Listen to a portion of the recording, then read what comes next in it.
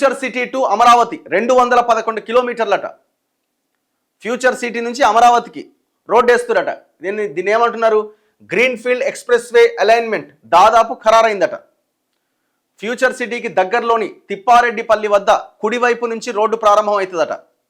అమరావతి మీదుగా బందర్ పోర్టు వరకు రోడ్డు మొత్తం పొడవు 297 కిలోమీటర్లు. 2 కొత్త వంతెనలు. ప్రస్తుత బెజవాడ మార్గంతో పోలిస్తే 52 కిలోమీటర్లు తక్కువ అవుతుందట.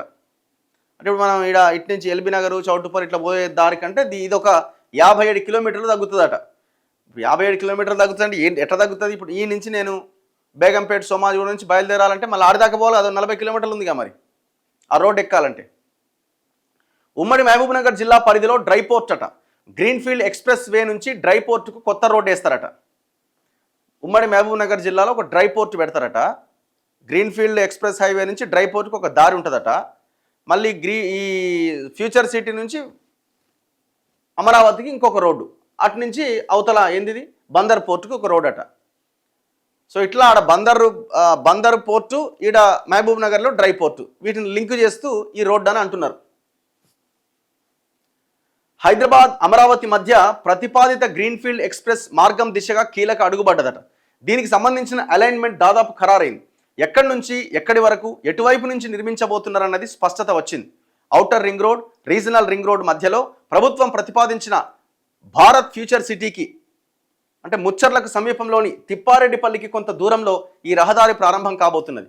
ప్రస్తుత విజయవాడ రహదారికి కుడివైపుగా ఇది కొనసాగుతుంది. ఏపీలోని అమరావతి మీదుగా బందర్ పోర్టుకు అనుసంధానం అవుతుంది. ఈ మేరకు ప్రాథమికంగా రూపొందించిన అలైన్మెంట్ వివరాలు లభించాయి. దాని ప్రకారం ఫ్యూచర్ సిటీ నుంచి అమరావతి వరకు 211 కిలోమీటర్ల దూరం ఉంటుంది. ప్రస్తుత హైదరాబాద్ విజయవాడ మార్గంతో పోలిస్తే 57 కిలోమీటర్లు తక్కువ.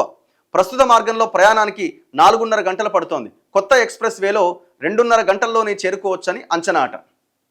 ఇక దానికి అవుటర్కి ఆ ఫ్యూచర్ సిటీకి ఏదో లింక్ కూడా చేసినట్టున్నారు. ఇప్పుడు ఈ రోడ్డుకి ఏం ఉపయోగమో ఏమో తర్వాత సంగతి, కానీ ఉన్న రోడ్ల సంగతి ఏంది?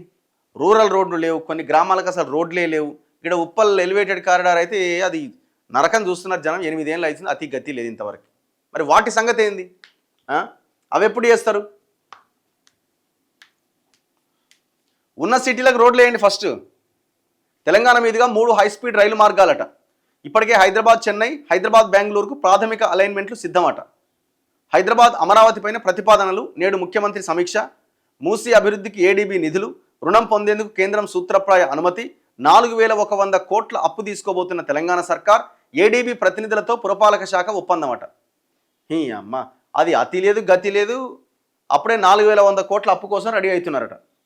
ఏం చేద్దామని ఫస్ట్ మీరు బేసిక్, నేను ఇంతకుముందు చెప్పినట్టుగా బేసిక్ ఇన్ఫ్రాస్ట్రక్చర్ ఆర్ బేసిక్ వాటి మీద ఫోకస్ చేయాలి కదా.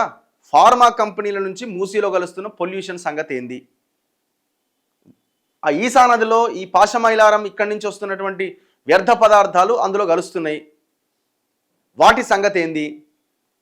ఫస్ట్ వాటిని అరికట్టాలి కదా. వాటిని ఆపే ప్రయత్నం ఇంతవరకు ఒక 1% కూడా జరగలేదు కదా.